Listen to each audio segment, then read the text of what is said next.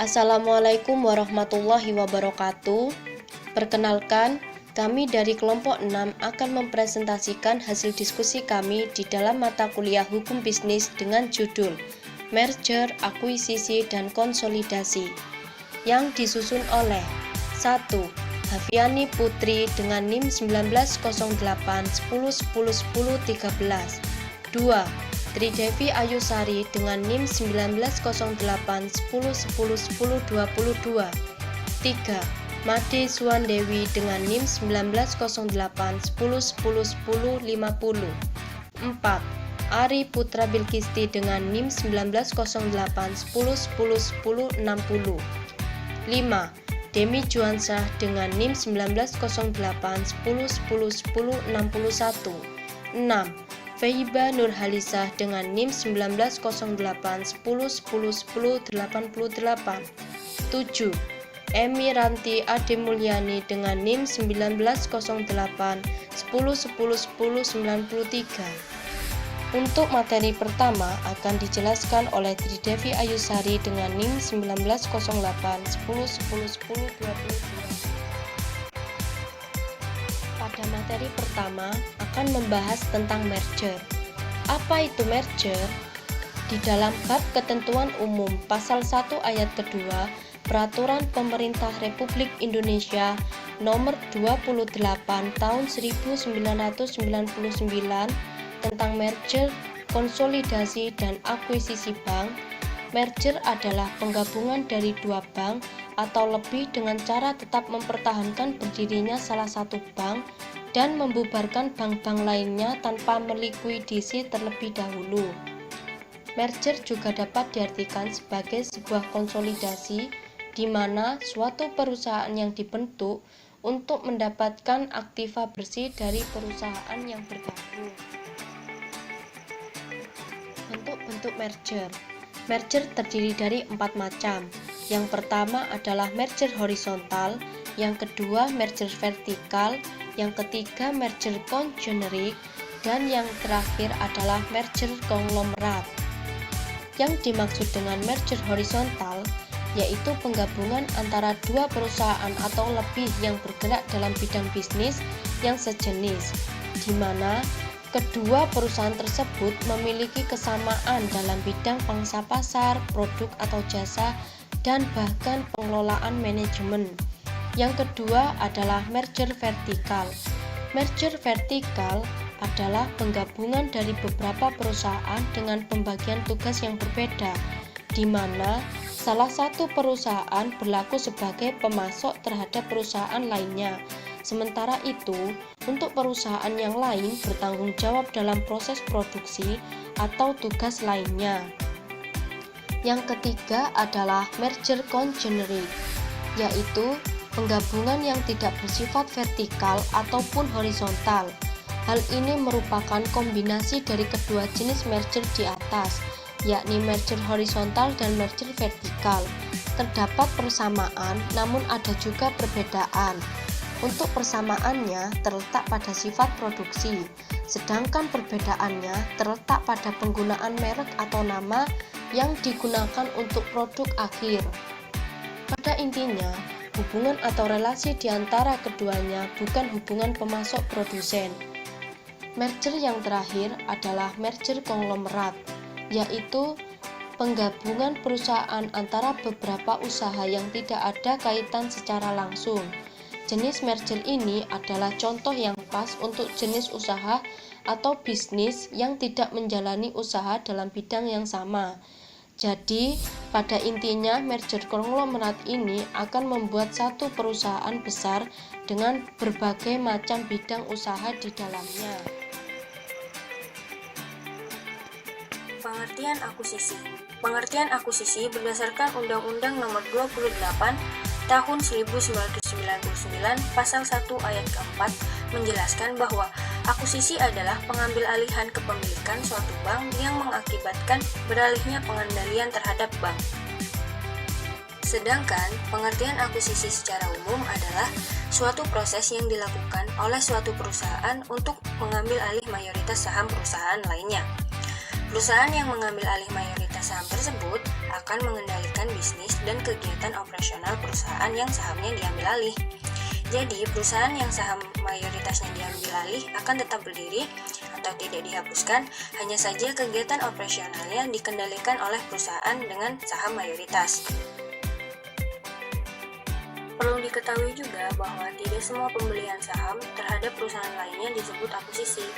Yang disebut akuisisi adalah pembelian saham perusahaan lain dalam jumlah yang sangat besar, minimal 51%, sehingga dapat mengubah status kepemilikan saham.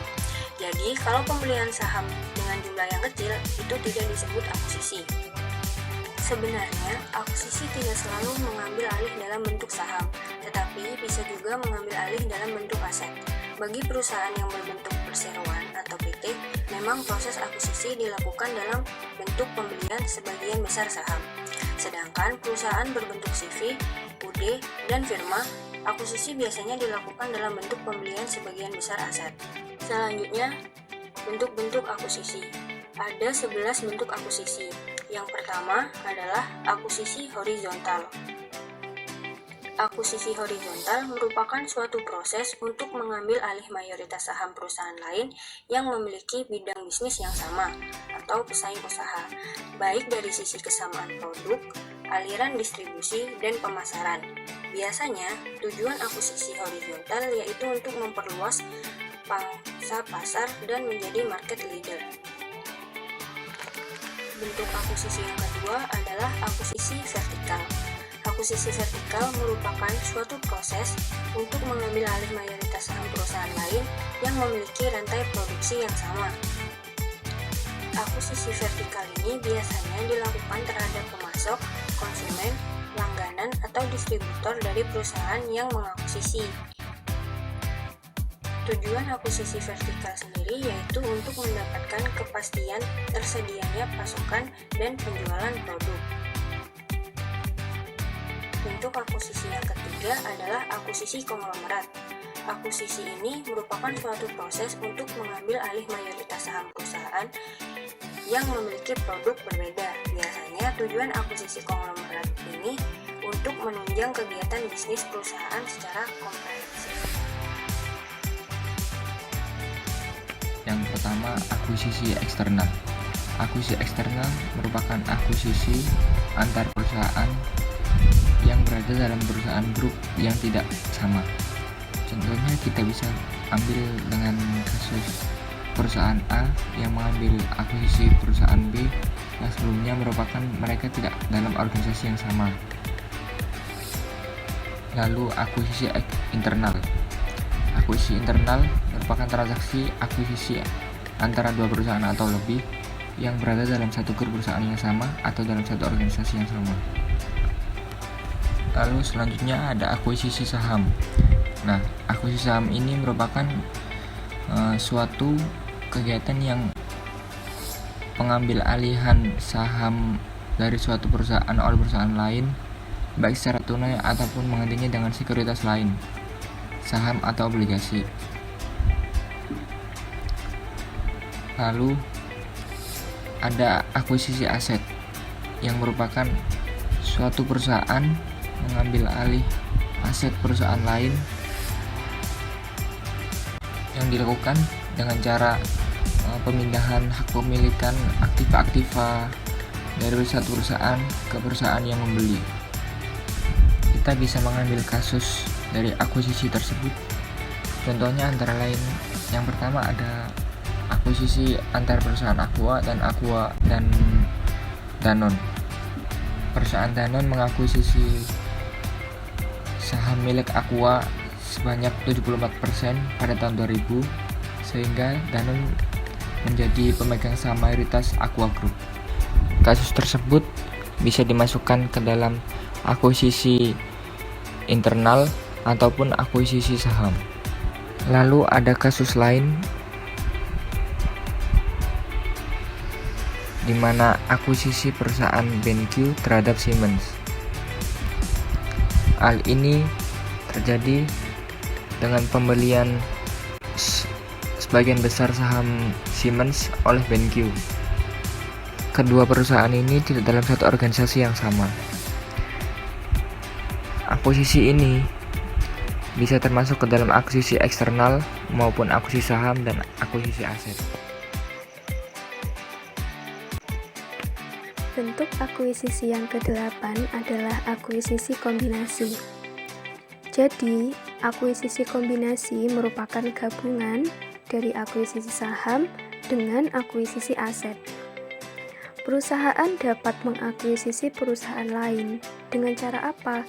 Dengan cara membeli saham dan juga aktiva atau aset yang dimiliki oleh perusahaan lain. Kita lanjut ke bentuk akuisisi yang ke-9, yaitu akuisisi strategis. Akuisisi strategis adalah akuisisi perusahaan yang dilakukan dengan latar belakang untuk meningkatkan produktivitas perusahaan.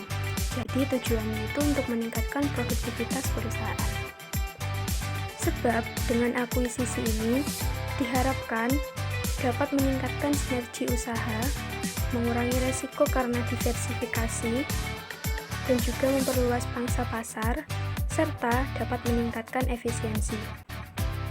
Jadi, dengan meningkatnya produktivitas perusahaan, maka sinergi usaha juga akan meningkat, resiko akan berkurang, pangsa pasar akan semakin luas, dan efisiensi juga akan meningkat. Kita lanjutkan ke dalam bentuk akuisisi yang ke-10, yaitu akuisisi bertahap. Sudah jelas dari namanya sendiri akuisisi bertahap, jadi tidak dilaksanakan sekaligus, melainkan melalui beberapa tahapan. Kita ambil contoh, seperti pembelian convertible bonds atau obligasi konversi oleh perusahaan pengakuisisi.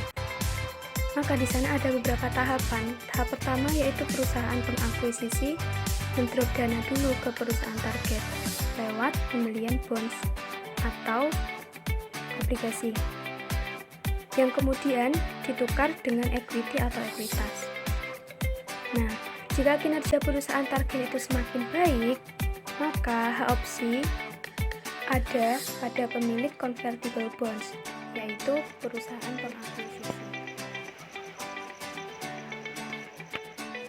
Kita masuk ke dalam bentuk akuisisi yang terakhir, yaitu akuisisi finansial.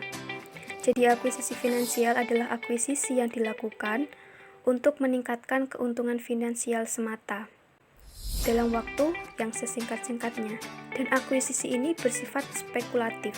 Artinya, dengan keuntungan yang diharapkan lewat pembelian saham maupun aset yang murah, tetapi dengan pendapatan atau income perusahaan target yang tinggi. Berdasarkan uraian di atas, maka jelas bicara tentang akuisisi tidak selamanya harus bicara tentang pengambil alih kepemilikan saham.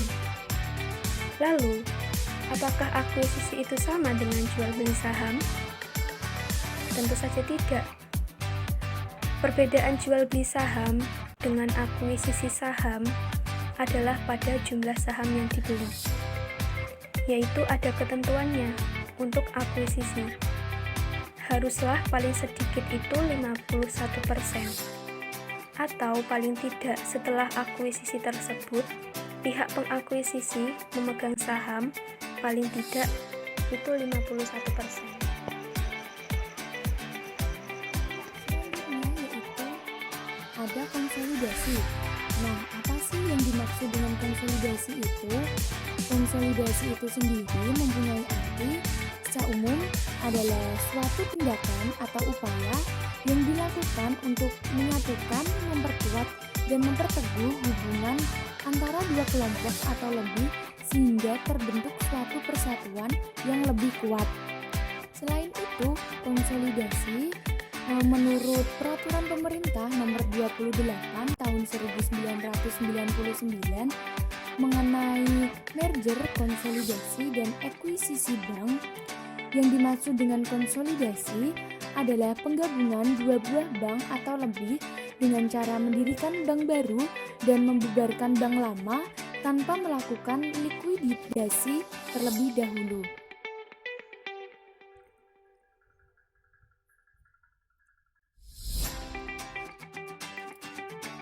Kemudian macam-macam konsolidasi Yang pertama yaitu ada konsolidasi bisnis.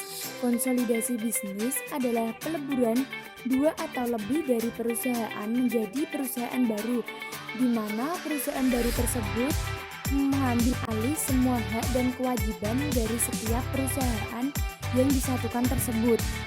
Yang kedua yaitu ada konsolidasi akuntansi. Konsolidasi akuntansi ini penggabungan beberapa aset, ekuitas, kewajiban, dan akun operasional dari suatu perusahaan induk dan perusahaan anak ke dalam satu bentuk laporan keuangan. Yang ketiga yaitu ada konsolidasi sosiologi, di mana konsolidasi sosiologi ini adalah suatu bentuk untuk penguatan keanggotaan masyarakat dalam kelompok sosial yang terdiri dari beberapa elemen seperti halnya ada suku, agama, status sosial, gender, dan lain sebagainya. Yang keempat, ada konsolidasi perusahaan, di mana konsolidasi perusahaan ini merupakan dua buah perusahaan yang bergabung kemudian bubar demi hukum, dan sebagai gantinya itu didirikan suatu perusahaan dengan nama yang baru meski secara finansialnya perusahaan baru tersebut mengambil alih aset, hak, dan kewajiban dari dua perusahaan yang bubar tersebut. Yang kelima ada konsolidasi politik, yaitu suatu upaya untuk memperkuat kedudukan politik dan juga memperteguh kekuatan politik. Dan yang terakhir ada konsolidasi tanah, di mana konsolidasi tanah ini dapat diartikan sebagai suatu kebijakan pertanahan mengenai penataan kembali, penguasaan dan penggunaan tanah, serta usaha penggandaan tanah untuk kepentingan pembangunan.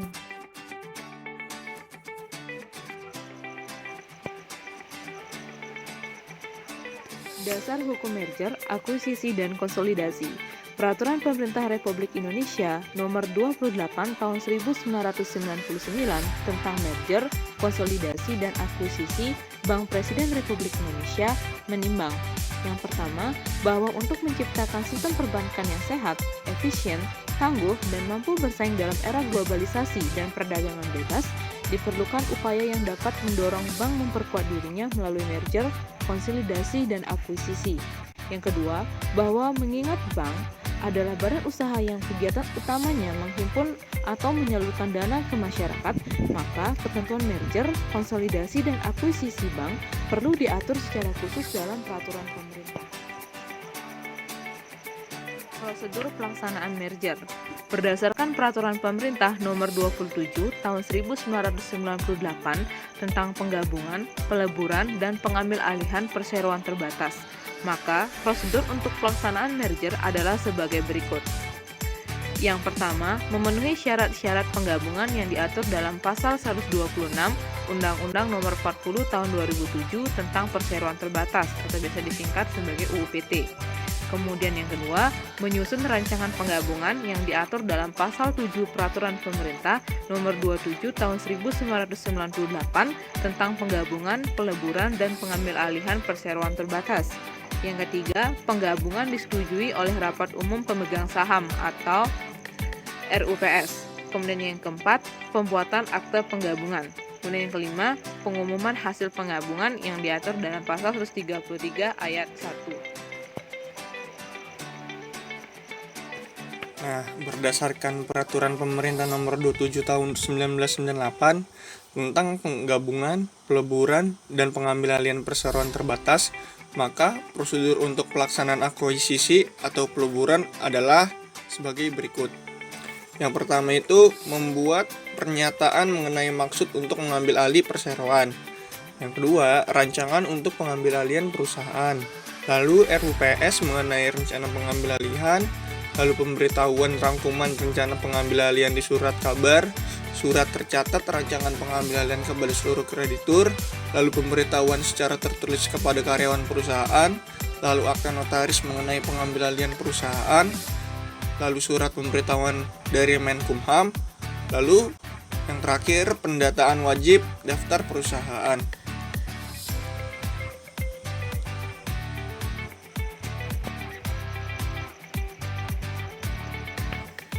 Nah, mengenai prosedur konsolidasi, sama dan persis dengan syarat penggabungan dan peleburan. Sama-sama merujuk kepada ketentuan peraturan pemerintah nomor 27 tahun 1998. Kemudian untuk prosedur dari konsolidasi itu tersebut adalah sebagai berikut. Yang pertama itu persiapan, yang kedua itu penetapan lokasi, lalu yang ketiga itu penjajakan data fisik atau yuridis, yang keempat penyusunan desain KT, yang kelima pelepasan hak atas tanah, yang keenam penegasan objek KT, yang ketujuh pemindahan desain ke lapangan, staking out, yang ke-8 penerbitan SK dan sertifikat, yang ke-9 itu yang terakhir tindak lanjut KT.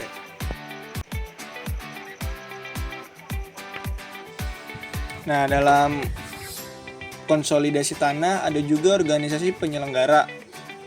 Yang pertama itu tim pengendali. Tim pengendali ini tuh bertugas melakukan pengendalian dan evaluasi perkembangan pelaksanaan konsolidasi tanah.